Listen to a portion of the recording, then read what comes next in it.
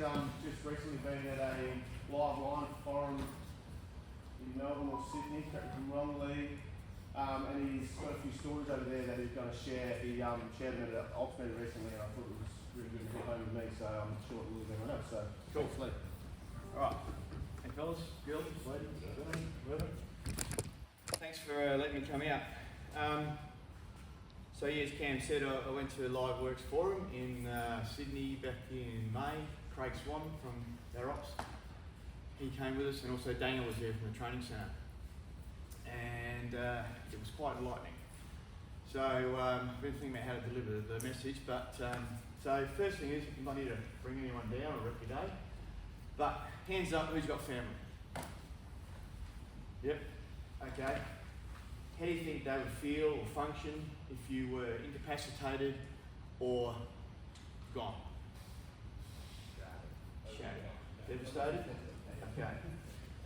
That's how I was at. That was my feeling at this Live Work Forum when we started talking about safety incidents and workplace incidents around the country. And the first one they spoke about was a death occurred with Ausgrid. Now in Ausgrid they've had 3 people killed at work since 2016. That was my first moment. I thought, what the hell's going on? The incident they spoke about was, and you probably got to see it in the safety briefs that come out, was a linesman was killed working on a 33 kV pole where he fell from top of the pole.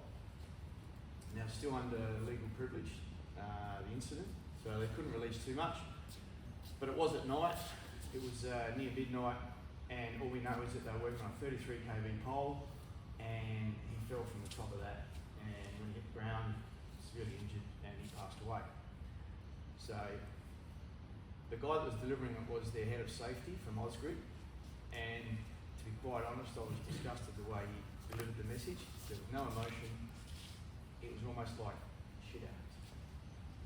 And I'm sitting there next to Craig, and I'm looking around the room. There's about 50 people in the room, and I'm thinking, this is not good. Like, it was just showing no real concern or regard. Now, maybe he's not good at that, but if he was trying to pass a message on, he wasn't doing a very good job. All right. So the first thing is, this guy has fallen, hit the deck, he's severely injured, he passed away, but he would have been working with either another team member or a gang at that time. So put yourself in those shoes. How do you think it can function? Not good. The other one that really hit home was linesman was severely injured when he fell from top of the ladder, fell from pole height at low voltage height, and this incident should never have happened. None of them should have happened, but this one particularly was just ridiculous. Had red flags all over it. So he had mind you, the other thing too, keep in mind these are experienced lines people, right? They're 35, 40, 41, 42 years old, been around the game for a long time. This incident, the task was a simple one. They had to put a sign up on the pole top about 1 metre below the low voltage mains. All mains are alive. They usually use an EWP to do this, but they thought, well, we're in a small, sort of a narrowish suburban street, we'll just take a line truck today. So they've taken a ladder truck and they put the ladder up. It's a cylindrical cement pole. They put the ladder on it. Linesman's put his harness on, got his body belt. He goes up, pole top. Didn't tie the ladder in, didn't tie himself in. Thinking was, oh, it's only a quick job. Okay, he had to put a sign on the pole and then wrap some tape around the silicone and then wrap some tape around it to hold it. Okay. What the way they described it, as he's going leaning around to put the tape around the pole, the ladder's lost its footing, spun, thrown him off. He's hit the deck, so he's fallen from about 9 metres onto the road, broke both ankles, shoulders, unconscious, pelvis damage. He's offside, it was a 4th year apprentice. He's freaked, he didn't know what to do. Calls AAA. Now the guy, he didn't die, but he's now incapacitated. He can't work. Okay, he's just on a rehab program for everybody, however long. Red flags, didn't tie the ladder in, didn't tie himself in. Up in the Sydney of light mains, nothing identified on the high rack. It was just a shit show. So that was that one. The other one was where it was in Tasmania. Had a female lines person gone up the pole to remove the road crossing service. Okay, to a house, tin pole. Once they took the service off the pole then just collapsed. So she was at pole top and she rode the pole to the ground. And on the investigation there, they approached Telstra because it did have Telstra on it, but that was removed previously. And Telstra said, "Oh, we thought you do the maintenance on poles." And then Tasmania Networks, they said, "Oh, we thought you did the maintenance on poles." The pole hadn't been inspected for about 10, 12 years. Lesson there, always check the base of the pole before you go and climb in and make sure it's sound. But yeah, that one never happened either. Another one they had, so yeah, she got, what she had, that was ankle and leg injuries. The other one, this is another one where disregard for the space we're operating in, alright? So all this revolves around live work. So there was a crew of high voltage line workers. This is in Osgood, I think it was again. So their job for the day was to go and change a high voltage crossarm. So they de-energised the HV to do the work, but there's still live low voltage below. What they ended up doing was putting the boom with EWP into the live mains, flashed over. Line worker was at the base, working the back of the truck, got a shot. Okay, when the investigation, questions were being asked, they said, "How come you didn't identify the low voltage and do something to, barrier it up or cover up, whatever?" "Oh, we don't work on low voltage, that's not our responsibility." So, once again, red flag, not being aware of the space they're working in. So we go through all these things and I'm just going, "What the hell's going on here?" I said to Swanee, I said, "Does this happen all the time?" And he goes, "Yeah." There was another one where live HV cable was cut. And I don't quite understand this, so I've never been involved with a vac truck, but they were using a vac truck to clean out the trench or the area. And Swanee was telling me there's a smaller nozzle you can put on to be closer or get more precise when you're doing your vacuum work, whatever. Anyway, somehow they damaged the HV cable when they were using the vac truck, and that blew up in front of the operator. Investigations there, this is in Northern Territory. Investigations there found that that was the guy's first day on the job. He hadn't had much experience in exposing cables, and hence incident. Another report where crane operator put crane in HV mains, and investigation there too was lack of experience, and also the crew, the business, just grab a crane driver and a crane operator. They don't get consistency of operators. They don't get familiarisation with the people they're relying on with these subcontractors. So we had a good discussion about that. So the clear take out of all of it, on the second day we're discussing more about it. I brought up about the behaviours of the individuals with each incident, and I said it's a very bad culture. And this guy tried to convince me, "Oh no, we've got good culture in our business." And I said, behaviour drives culture. You got poor behaviours, you get poor culture. And there's a bit of argy-bargy about that. I can't reinforce enough. When you go to do something, or you take an action, or do an act, create an action, or if you don't follow policy procedure, something's going to go wrong. Okay? These procedures that we have, our work methods, they're all there for a good reason. That's to keep us all safe.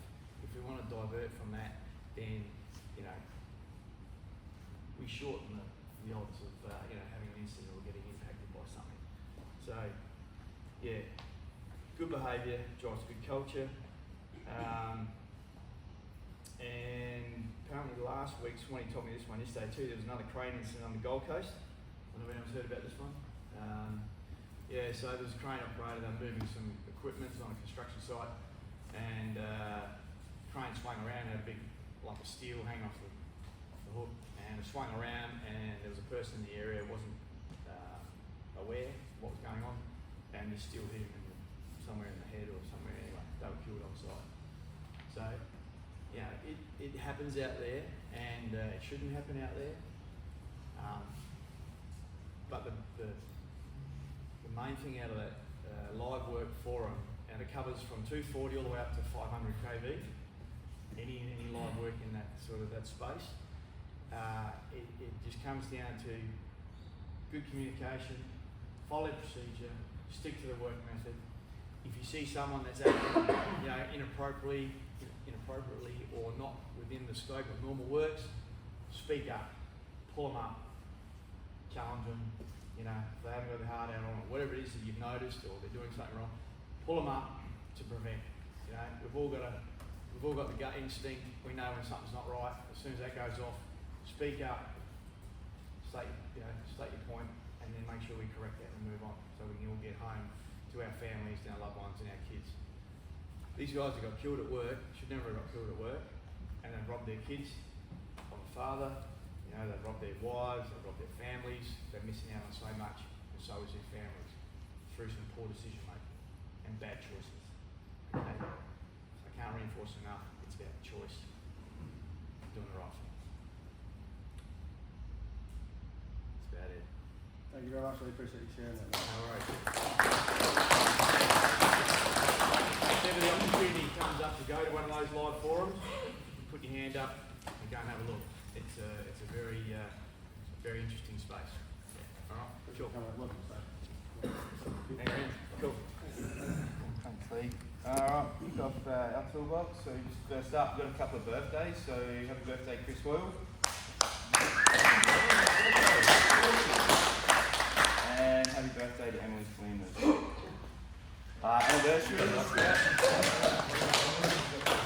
Anniversaries, we've got Nick Smith, 14 years.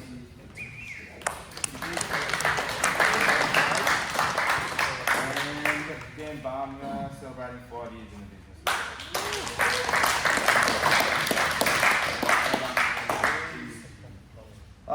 Just touch on switching mentor stuff. I don't know if you've got anything to bring up, Chris.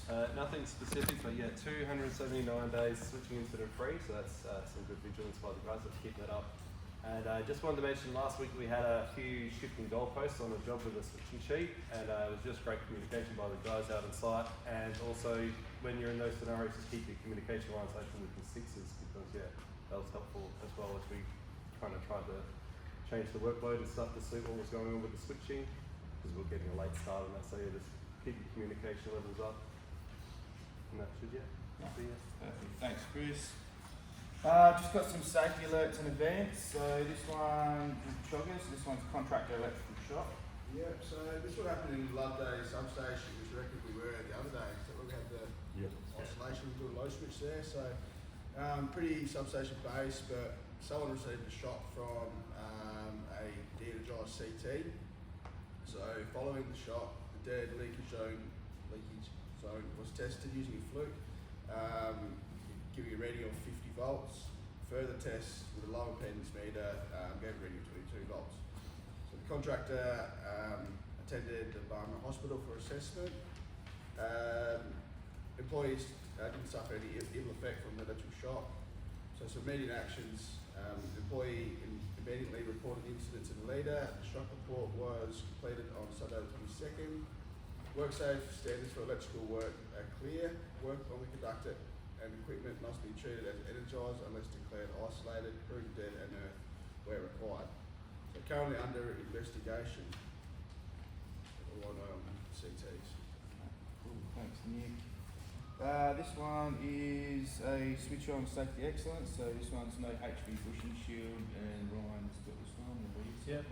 So yeah, as Josh said, safety excellence. So during a transformer refurbishment project at a customer substation, TSW opened the inspection hatch to access the connection type, and it was identified that there were no internal shield rings installed on the HV bushings, as per the maintenance manual. So the transformer's 30 years old and hasn't had them on it since day dot. No one's ever picked it up.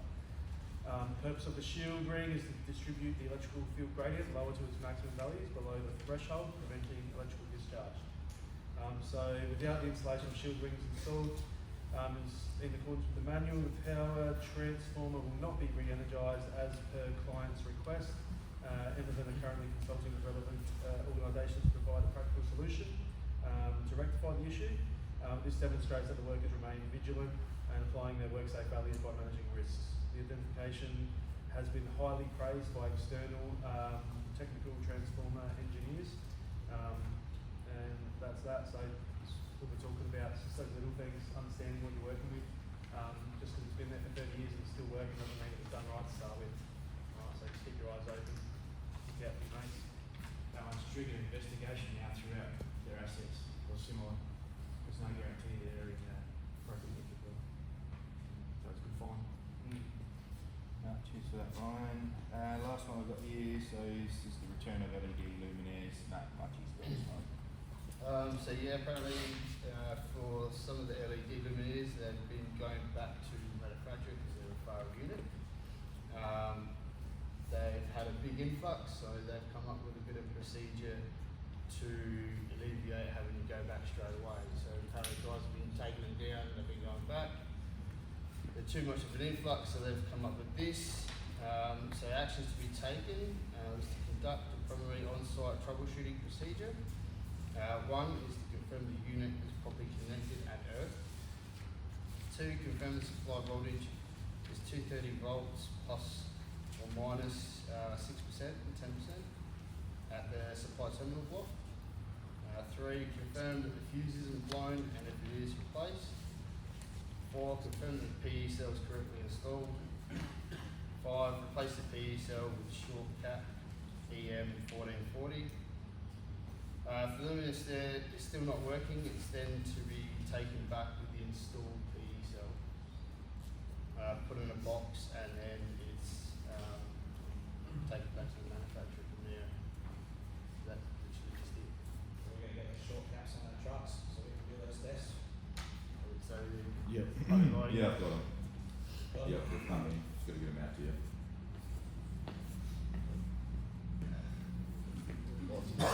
That's it. Thanks, Matt. Alright, just got some info from Justin just regarding the Schneider program. Just we've had was a recloser, had some hot joints. Yeah, so this one's 5552, one of the first reclosers we installed. So I'll pass that around. They tested for hot joints after we replaced them. This one popped up as a hot joint. Chris, Lucas and Sarah went out, we disconnected it. They cut it open. So initial findings that we left about 3 or 4 mil. There's some photos of sleeve, outer sheet inside the sleeve. They thought that caused a hot joint. They cut it open. They picked up some sort of sand-like substance. So it's sort of inconclusive whether it was us or whether it's a manufacturing issue. They don't know. So take the photos of the reminder. Just be cautious when you're sleeving. Just clear the sleeve out. Find out if there's any foreign material in the sleeve. Clean everything. They are checking. The new construction, we're using 70mm copper flex. So with the sleeves, they're 90, they're listed out there as 95mm. They do go together. So to press them, you press the sleeve with 95mm and then a 70 and a 95mm sleeve. So it's a 2-stage press. Just be cautious because people are checking these and looking at them. Our whole job was to remove hot joints, and if we're going around creating them accidentally, then we're not really achieving anything. So no one to blame for that. That was the first one. So there's a couple of issues. You see the photos. Just be cautious. Keep everything clean. They don't know where the sand-like substance come from, whether it was in the conductor originally, whether it was in the sleeve. They don't know whether it's corroded. But yeah, just take your time. If you don't know, just ask. Some pictures there so you can have a bit of a look. But that was way back at Birdwood Substation. I don't know if you guys remember that one. That was May last year, I reckon. We had Birdwood off, multiple trucks and all sorts going on out there. So no, that's the one in the sub, the 33. I think you and Dino were on that one. It was multiple people. But they reckon a little bit of out of speed probably wouldn't have caused the hot joint. Originally they said it did, but they don't know. So more just be careful, just take your time, have a look. But that's all I have. Justin, how'd that find? Testing, the infrared testing. Or, Just yeah. like scheduled maintenance costs. Yep. Every year they do substations. Every year they go around and test them. Every 2 years they'll do the field, so it'll come up red. It's 68 degrees. So yeah, I can send through the photos if you want to have a look. So they set it off to like everywhere just to see what sort of sand. They are now, yeah. That was like normal sand. No, and the substation's full of rocks, so it's not like a sandy. So they don't know. I don't know. Castings process. Yeah. Could have been anything. So it's not. They're not blaming anyone. It's just more just a heads up. Just be cautious. Take your time. If you see anything weird, chuck it in the bin. We'll get new sleeves, new conductor, or anything. Because if you put it up, they're going to test it eventually, and we'll be back there to change it. Just sleeves still come with tape, and then maybe it's worth just checking our stock and our trucks and These- all make sure they're still taped up. Yeah, these ones come in little plastic bags. Oh, okay, cool. Wow. So yeah, they don't know. So yeah, have a look at the pictures. But no, that's all I got.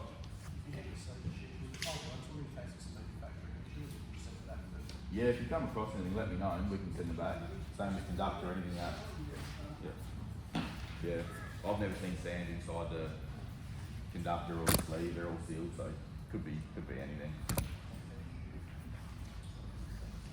That's all. Just got a couple of enabling events to run through. So the first one I got here is Brad Whitaker. Report was plant main earth to earth bar and notice the distance that the earth tail was basically the distance between the active phase and circuit 3. So he's just basically bring up awareness. So always a good point to spot things like this. You know, he's installed a set of earths and he's realised, you know, the tails that come off the back of the earths are going to sit pretty close to one of the phases inside the transformer. He's put a note in here, always make sure earth leads are heat shrinked, and he put a shroud on top of this one as a bit of extra protection. So good pick up by Brad. Is that a hazard, Josh? He's put this in as just safety. Hazard. I guess. So, yeah. We've all got control over something like that as well, you know, there's not a lot of room in there. We need to find another alternative. Another one here, another one by Brad. So this one was, whilst potholing, digging for potential gas tee-off, we found the gas mains and exposed potential gas leak due to the smell and soil discoloration change. We notified gas crews to come out and test, and then bring up the subject of us getting our own gas detection systems and training for all full-time ground linesmen and apprentices. So yeah, probably good one there. Just be vigilant while you're digging. They obviously knew gas was in the vicinity. They were looking for it. And while they were looking for it, they picked up on the smell of a gas leak. So good pick up by the guys there. Investigation summary on that one. So crews showed good vigilance and risk assessing. They smelt an unusual level of gas. Ceased working, reported to the APA. The gas leak was from another location separate to the work site. However, once the ground had been disturbed, the smell became noticeably stronger. So all their dial before their digs were in place. There was no requirement for crews to have a gas detection unit on site at this stage. Basically just as long as you got your dial before your digs, if you smell something a bit weird, like gas that shouldn't be there, just cease work, get it investigated straight away, notify the gas authorities. Alright. Another. Recently disturbed by a new Telstra kit as well, and I was hard up against it. Just got in there. Yeah. Stopped smelling like Mawson Lakes, started smelling more like gas. That's good. And that's the thing, just be vigilant, guys, on what's happening. You know, every time you take a scoop, just keep assessing any changes that you notice, any ground colour change. It's all telltale signs. If something doesn't look right, it's obviously not right. All right. According to the gas guys, well, that was the right mix. That is where you could light the torch, it would have gone pop, bang. Yeah. So it was the right amount of gas to air, that's it. In the hole. Yeah. Good job. Yeah, perfect example, guys. Just if you smell it, get out of the trench, call the APA, call your 6, and you get it tested. Just get you as far from it as possible.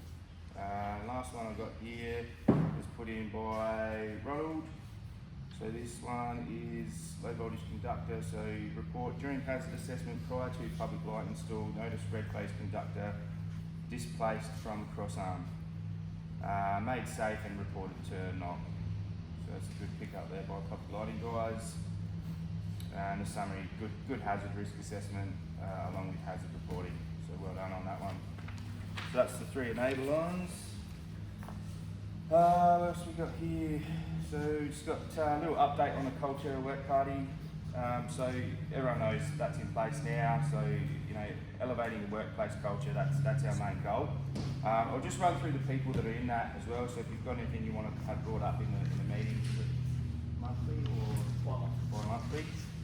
So the committee members are Sam Brown, Liam Kendall, Sarah Russell, Matt Delarue, Nick Barrett, Corey Vandertuck, Nick Smith, Josh Rents and Cam. So they're all people that you can have a chat to, any things that you want to bring up, discussed in that committee.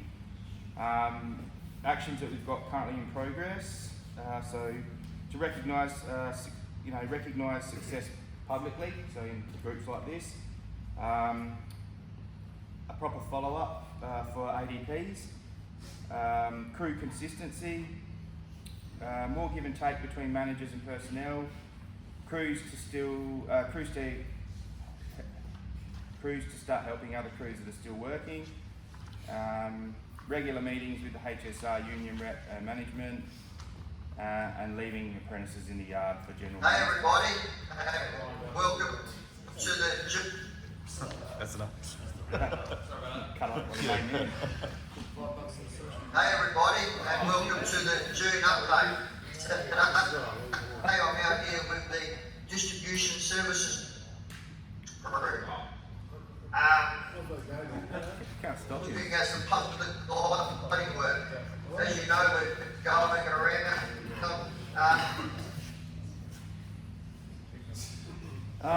So they're all things that we currently have in place, and we are actually doing those things. All right. So if you've got any more stuff you want to bring up, talk to those guys, and obviously everyone, just continue to monitor those things, discuss them. I think we are actually doing pretty well. I've noticed a lot of those, especially the crews helping out each other when their jobs are finished. That's happening. What's everyone's sort of views on the other items that I just pulled out? Seem to think it's all sort of happening, or is there anything you think's not happening?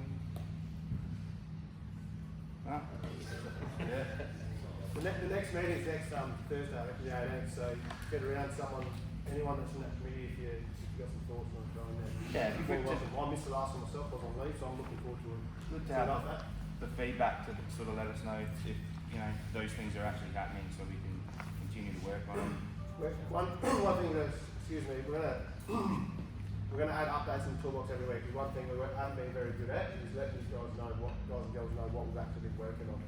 So things don't always happen quickly, but we are doing things in the background. So every week there'll be an update in the Toolbox letting you know what we're progressing on, if anything. Yeah. Is there an option to bring that meeting forward? Just I can't answer that right now. We'll have to look at it. Oh, okay. Yeah. Oh, right. Let me flick off an email to Sam and Rincy Sam. Very good, mate. Wasn't aware. And just one action out of that that has already sort of happened was that the GSDS award being moved to a ballot box, which is out the back. So that was something that's come out of that that's been acted upon, and it just shows that it is being taken seriously. All right, if you've got any issues, it's what it's here for. Bring them up. Just some general depot stuff. So the Enervin hub goes live, or is live. It went live yesterday. So at the moment it's just the homepage, I think, at this stage, and the businesses will slowly integrate each sort of each work party's components into it. So at this stage it's just a homepage. You can have a look on there, but yeah, it'll be our own thing, completely separate from the Safe Power Network's homepage.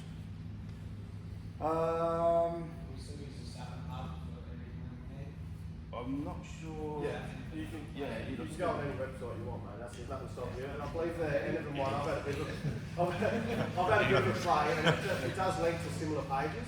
It's still being worked on, so my advice would try Enervin. If you can't find it on there, then go on the second one. But I'm not sure how long it's going to take, but in the future it'll all be there and accessible. So. Till the end of the year, they'll be doing that to get. So what's the idea around the camera? Is it just going to hold all of our documents and everything like that? Yeah, we'll send it in hub, so we'll have, like the second one does now. It'll be more relevant to us. Yeah. It's relevant. It'll be filtered, it won't have. No, good. Alright, just light vehicles. So obviously due to the merger of DS and public lighting, we had a sort of excess of vehicles. So through that merger, we've found a few vehicles that we probably didn't need anymore. So out of that merger, to gain some efficiencies, we've gotten rid of 4 vehicles, I think, yeah. So we get rid of the whole Holden Colorado, which was Alan Warnest's. They're all public lighting vehicles. Yes. All public. So yeah, it shouldn't make any differences, and I'll get onto more of this after, but we're losing Colorado, a Ford Ranger, another Ford Ranger, and one of the Enervan lighting vans, alright? So, all the 6s, 8s, Cam, Renzi, we've all got utes. If they're required for day-to-day stuff, they're available. Don't feel like you can't come and ask us for a ute. That's what they're going to be there for, alright? So, yeah, mate, take my ute. Josh, just on that, mate, so when we go away, we won't have a spare light vehicle to run errands? We're going to have to base it job by job, Mikey. Like at this stage, we're still sort of seeing how it's all going to run out. Like we all know how important the utes are. Don't worry. Operationally, it will come first. There's going to be 2 spare vehicles. If someone has to swap out dual cab, new dual cab, that will happen. Yeah. I mean, we're all going to have to sort of wear it a bit. So, like we'll go into more detail when it comes up. I'm not going to discuss it now, but yeah, we'll do our best. All right. So PPE return. I don't know if this is compulsory. You have to bring your PPE back, or Well, no, I don't think so. Look, so there's a PPE bin out there that Daniel set up. If you don't want to use your stuff around the house, look, the caveat is once you get this stuff, as we said, you only need to be wearing this stuff and you can't wear the old stuff back to work, and that's obviously because this stuff is switching up stuff you can't, so we don't want to be mixing and matching. so the old stuff. Yeah, I'm more than happy to keep it at home because we've got these identifiers on them. Like if you want to use it for mobile laws or whatever, that's fine. But if you do want to return it, get rid of it, there's a bin out there, and there's a whole recycling process that will go through it. I think I shared a video. I talked about it many months ago, and that goes down the park and gets sorted out. So I'll leave that up to everyone to make that decision what they want to do, but just make sure once you've received the new stuff, which looks like most people have, And it's awesome. check with Karen on the way out because there's a few extra boxes there today before you leave with people's new uniforms. Don't just grab it, guys. Like it's got to go through Karen. She needs to know what's been signed off, what's been delivered. No, so everything over there, my understanding is she's checked In the hot desk room. room. Yeah. So if you've got a box in the hot desk room, if it's got your name on it, feel free to grab it. But just tick your name off. There's a sheet there as well if you don't mind. So Junior's there, Grales is there, a few of them there. So Cool. Mike, can you just update Karen, or at least let myself and Nick know once you've grabbed it? It just helps us monitor who's actually got the gear. So if you see people walking around who knows they've got the gear, we can sort of pull them up, pull you up, and remind you. All right. So we've had 3 incidents occur recently in Enervan. So two mobile operations, 2 mobile phones, and 1 speeding fine. So yeah, guys, just. Were they actually weren't people using mobile phones? That was all the detail I had, mate. Yeah, Okay. sure. I assume so. Again, Driving. from what I said last week, we've got the mobile phone detection cameras out on the streets now, so no one wants to cop one of them because, like I said, it's a huge fine, and it's not going to be the only thing. You're going to be pulled in, you're going to have a good old chat with you about it. So just remember, guys, there's cameras. They are working. I got my friend who's driving my car the other day. I was in the city, and at the time, I even looked at it. I was in the city at the time. They are out on South Road. They tell you what lane you're in. They tell you what time it was. Everything. At the moment, they're obviously not handing out fines, but It has a warning, like how much it just you've got no, fined. it doesn't. It just tells you that at this time you're the registered owner of this vehicle. So that if they send the fine to whoever owns the vehicle. Yeah. From what I've heard, guys, it's over $600. So you know. 3 points though. Yeah, it's a huge chunk of your paycheck, and like I said, if you're in a work vehicle, it's not going to look good.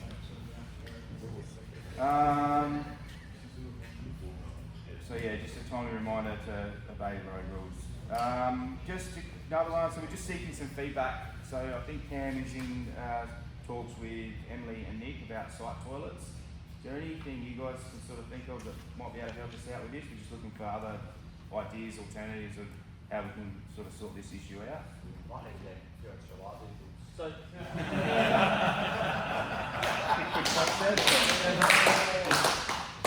Just as context, I'm in a working group committee for the facilities in the field thing, so I figured rather than us making decisions, you know, you guys are out in the field, guys and girls are out in the field, best off coming from you, so you don't have to tell me right now, but have a think about it, and there's all different situations, like these days when you're going to go, you know, for the metro services, or you might be doing a restring out bush where you've got no toilet anywhere near you for a week. So just have a think about different scenarios, and yeah, get back to me if you've got any ideas, because yeah, the business is seriously looking at it at the moment, so we might as well have input on what we can.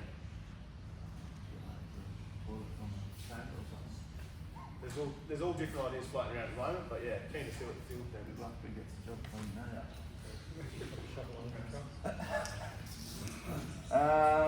And then finally, I've just got some Ops TV work instructions.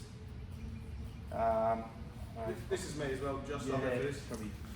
So what we're doing in operations is we're starting out from Ops TV. Now what it's going to show, we'll put a TV in here somewhere and one out the back as well. What it's going to show is one, photos of our teams out in site, not just our team, but whole of operations. The intent initially is to share photos across all different business units, but also going to show some KPI metrics. It will show work that we're quoting on, it will show work that we've won, it will show progress of jobs and how we're tracking, some safety data, things like that. So the data that's relevant to this team will stay just on this TV, but photos we're going to share across all other areas. So what that means to you guys and girls, and what I want you to do is to take some more photos. So I'm looking at you, Junior, because you're fantastic at that. Send some of your good videos. We want everyone to get involved. So it is, what we've done is we've set up a folder on SharePoint, and we would like you to chuck the photos straight into that SharePoint site. So there's a bit of instruction here. I'm not going to go through it because it's lengthy, but what we plan to do is stick it up in the hot desk room, a couple of them. And all we want you guys to do is take those photos, ideally 3 per crew per week. That would be awesome. It'd be a great job for the apprentices because they're normally younger and technologically advanced. So give them that task for the day, and then you can either, if you're good at it, you can do it out in site and upload them straight to the folder, or come back here, read the instructions, and upload them in there. But you know, in the next 2-3 months, we hope to have these TVs up and running, and it'd be cool to see some good photos. Now, what I really want to stress to everyone is that these photos will be going up, and they probably will be streamed a little bit, but some might slip through. So make sure everything you take is appropriate, okay? Because we don't want silly photos flashing up across the business. So it's a good way to showcase what we do out there every day. So get some good snaps when you're doing some cool stuff. We'll be competing against lead climbing up top of towers and stuff like that. So we've got to find some interesting stuff. So as I said, that'll be up in the hot desk room. The folder's ready now. So if anyone's got photos, they can go nuts. There is a bit of a naming convention, like date, job type or location, something like that, but it's all in here. So Also keep in mind, don't put something up there that's going to incriminate you. So make sure you got your PP on, you know, if you're working aloft, you got your hard hat on, your tied in, all those things. So it's probably going to help drive some, you know, quality as well. yeah. But I think it's exciting. We're like we'll be able to see photos from other teams as well, and yeah, just get us out there. What's the business? So look forward to seeing who's the best photographers in the group. Cool. I'll just touch on something. It's not part of the toolbox. It's just sort of stuck with me since last Friday. We had a fire situation. The alarm went off due to the smoke and barbecues. We had everyone run out to the front, and I know it seems funny at the time, but we had some, you know, higher level managers here, and we had people dragging a beer cart out to the front of the depot. To me, in my mind, that's not a great look. It could have potentially been a serious situation. I know it happened at probably the worst time where everyone was having a beer, but when we have those situations, just think logically and clearly. You know, I'd put your beer down, take your beer out the front, but there's no need to take a beer cart out the front. That's just, yeah, in my mind, it's not very professional at all. Like I said, we've had some pretty high level managers here. It doesn't look good. I just wanted to bring that up. I don't know what your thoughts are, but to me, that's not a great look. All right. So again, it was bad timing. We're all having a beer. which was perfectly fine. We just didn't need to go that extra step. Alright, that's just my point of view. Take it or leave it, but yeah. Finishing off, from now on we're going to put up, whenever Rich D'Amato or SLT team does a bit of a chat, we're going to put it up in our toolboxes. So we'll finish off this toolbox with the public lighting team, Richard D'Amato, Justin Quinn, the Terminator. Take your sunnies off and smile. Smile.